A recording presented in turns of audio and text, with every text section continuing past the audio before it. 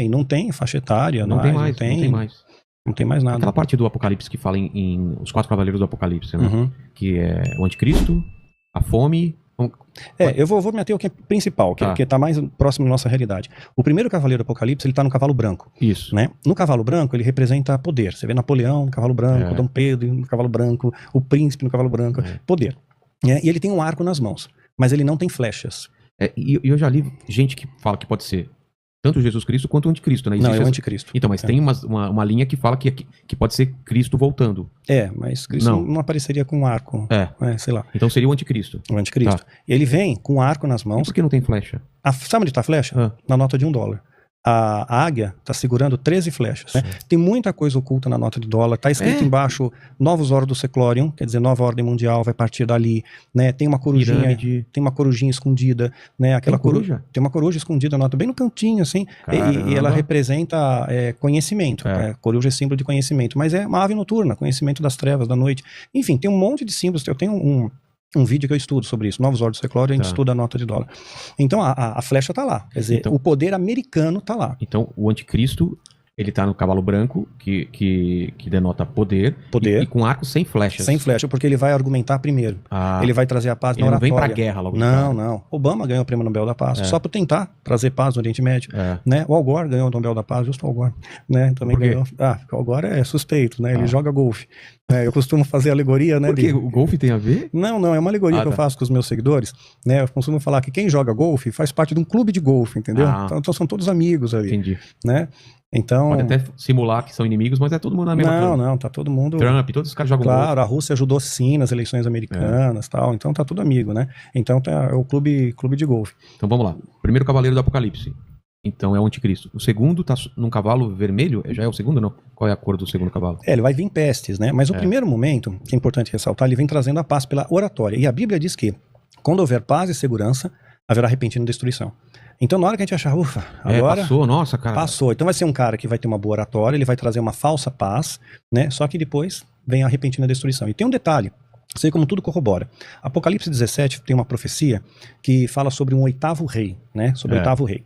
Então, todo mundo conjectura quem é o 8º rei e tal, né? E esse 8º rei tem uma pista, diz que a mulher, ela está sentada, está deitada sobre 7 montes, né? 7 montes. Então, a Roma está sitiada por 7 montes. A mulher, a igreja, no caso aqui, a igreja corrompida. Seria a igreja, meretriz. A meretriz, né? Aí o que acontece? O 8º rei. Se a gente pegar o Tratado de Latrão, que deu poder de Estado ao Vaticano, o Vaticano tem poder de Estado hoje, né? Tem Estado independente, né? Então, vamos ter primeiro Pio XI. Pio XI já estava no governo, né? Então ele não conta, ele já estava cumprindo. Então tem que vir da mesma linhagem. A besta que era, que advir da mesma linhagem. Esse é o 8º rei. Então Pio XI não conta. Depois de Pio XI, vem Pio XII. Depois vem João 23, que foi considerado, eu tinha suspeitas que ele fosse maçom. Depois de João 23 em Paulo VI, João Paulo I. Esse João Paulo I, ele falou que ele ia fazer uma investigação criteriosa no Vaticano, porque ele suspeitava de infiltração de maçonaria lá. Curiosamente, o pontificado dele durou só 33 dias. Morreu. E não fizeram nem necrópsia. Morreu, mumificaram o cara. Só porque queria levantar os maçons lá. Dom João VI. Aí vem João Paulo I primeiro. Ué? Porque é o João VI. João Paulo... perdão. João Paulo I. Sim, João Paulo I. Isso. João Paulo II, né? Aí nós temos o Bento XVI, que renunciou. Lembra do dia que ele renunciou? Lembra o dia que ele renunciou? Não. Renunciou no dia 11 de fevereiro. A mesma data que foi assinado o Tratado de Latrão. Sério? 11 de fevereiro de 1929, ele renunciou em 11 de fevereiro de 2013, né? Renunciou. Aí, curioso, não sei se você lembra dos detalhes, caiu um raio na Basílica de São Pedro, né? Foi mídia para todo quanto é lado. Nossa, bem no dia que ele faz a renúncia, cai um raio na Basílica. E a Basílica, ela foi construída, uma boa parte dela, com pedras que vieram do Coliseu, que era um local de morte, né? Os cristãos eram lançados lá. E o Coliseu, por sua vez, ele foi financiado através do saque do tesouro do templo. Né? Quando os romanos sitiaram Jerusalém, no ano 70, saquearam os tesouros, financiou a construção do Coliseu. Né? E pedras do Coliseu foi para a Basílica. Aí caiu o raio na Basílica, né? Bem na data que foi assinado. Então, aí saiu, né? A Bento XVI sai e entra em cena o Francisco, que é o 7º. Mas essa saída do Papa foi muito estranha. Né? Foi estranho. Era um Papa que ele teve uma rejeição absurda pela Igreja Católica, porque era alemão, acusado de ser nazista, não sei o que, tal, e de repente ele renuncia, né? É o primeiro que renuncia, não é? Não, tinham 3 antes dele. 3 antes dele renunciar. Mas é uma coisa raríssima. É raro. Raríssima. Não foi por doença, não foi por nada. Né? E agora tem o Francisco. Que é o 8º. Que é o 7º. É o 7º? Porque não contou o Pio XI. Tá. Então, né? Ele é o 7º. Então dá pra vir o 8º. Dá pra vir o 8º. Quando ele morrer, vem o 8º. Tá. Curiosamente, o 8º vai ser o Papa de número 257, se me falha a memória. Tudo isso? 257 papas. Número 257. A soma dos dígitos, formando uma única casa decimal, vai ficar 6. Ele é um dos 6, 666, uma trindade satânica. A besta, o falso profeta, o anticristo. Então, ele vai ser o falso profeta que vai dar apoio ao anticristo. Não esse que está agora, o próximo, o que vai vir. Ele vai dar apoio ao anticristo, para trazer tudo o que ele falar como verdade. É importante ter o apoio da igreja. Então, do jeito que estão acontecendo as coisas, deve acontecer logo esse 8º Papa. Pois é, as coisas estão caminhando. Aí, chegando perto de 2023, o negócio da vacina do Bill Gates, sei lá. É muita coisa acontecendo. A gente pode especular. Pode durar um ano, pode durar 20 anos. Pois quem sabe é Deus, né? Mas a gente observar os sinais, vai ver uma tempestade. Eu vejo vento, relâmpago, eu imagino, puxa, vem uma tempestade por aí. Né? Então, eu estou observando os sinais, tá acontecendo coisas. Mas vamos voltar lá, então. O 8º Cavaleiro estava falando por quê? Em relação ao quê? O 8º rei? O 8º rei, aliás. O 8º rei é aquele que vai ser o falso profeta. Né? Porque ele vai ser um membro da igreja. Ele não é o anticristo, ele só vai... Não é o anticristo. Tá. Ele vai dar apoio ao anticristo. Que é o primeiro cavaleiro do Apocalipse. E o segundo? E o segundo, aí sim, começa a peste. Começa a guerra e peste. Peste primeiro, guerra depois.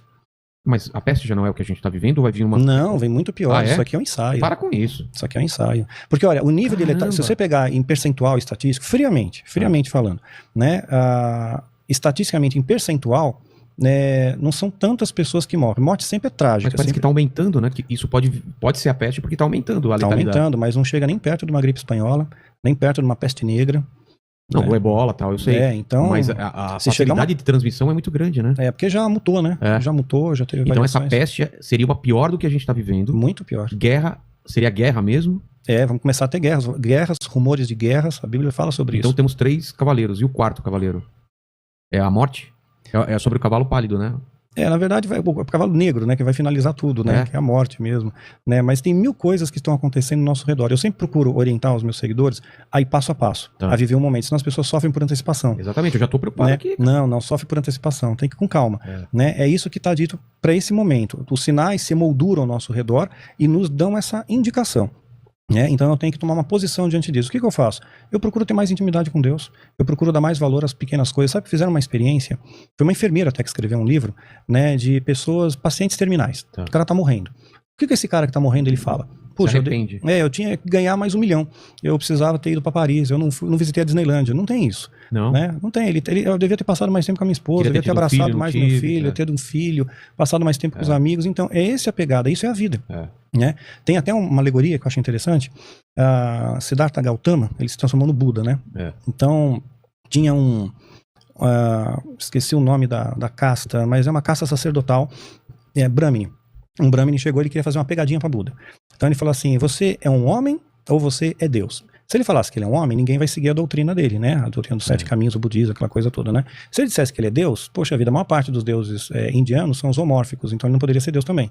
Então ele deu uma resposta, isso tá na literatura, na biografia, que eu achei muito inteligente. Ele falou, não, eu sou simplesmente alguém que despertou enquanto todos dormem, né? Então é mais ou menos isso, né? É a gente despertar para essa realidade, o que é vida de verdade, né? É a Matrix também, é o filme da Matrix. É o Neo que desperta e entende que esse mundo, na verdade, é uma ilusão e tal. Sim, você sair da membrana, que você estava falando antes, né? Sair dessa membrana aí. E as entidades diabólicas, eles trabalham unidos. Por isso que eles dividem a igreja. Hoje a igreja está muito dividida. Mas sempre foi assim, né? A igreja dividida. Nunca foi uma coisa... Não, na igreja primitiva, você voltar lá no calendário, a igreja primitiva ela foi forte até o ano 300 depois de Cristo, foi forte, unida para valer. Aí entrou Constantino, em 313 ele lança o Edito de Milão, em 325 ele estabelece o Concílio de Nicéia na Turquia, e ele então começa a deformar os valores. Aí nasceram santos, né, relíquias, mártires, né, aí contaminou os valores.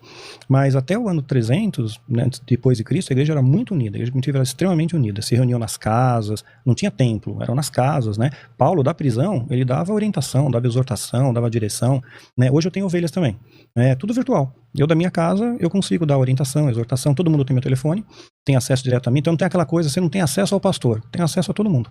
Conheço todas as minhas ovelhas, sei o nome, sei a luta, sei a dificuldade, né? Então é um grupo pequeno. Eu poderia ter 30 mil ovelhas, mas eu prefiro ter 200 e cuidar bem dessas 200, né? E acho que se cada um fizesse um pouco assim de cuidar do rebanho, o rebanho está muito machucado, o rebanho está ferido, né? Está sangrando, então precisa realmente cuidar deles, né? E fortalecer a fé, porque fortalecendo a fé você não precisa ter medo dessas coisas. A luz afugenta o medo, né? Essa paz que transcende o entendimento, ela afugenta o medo. E os demônios, eles trabalham em parceria. Então eles sabem que se a gente ficar junto, unido como igreja, né? Mesmo tendo diferenças, né? Até você falou que vem um convidado aqui, a gente tem algumas diferenças, mas ó, meus dedos da mão são todos diferentes, eu fecho, formo um punho forte. Então, essas diferenças são pequenas, sabe? A nossa igualdade em Cristo tem que ser maior.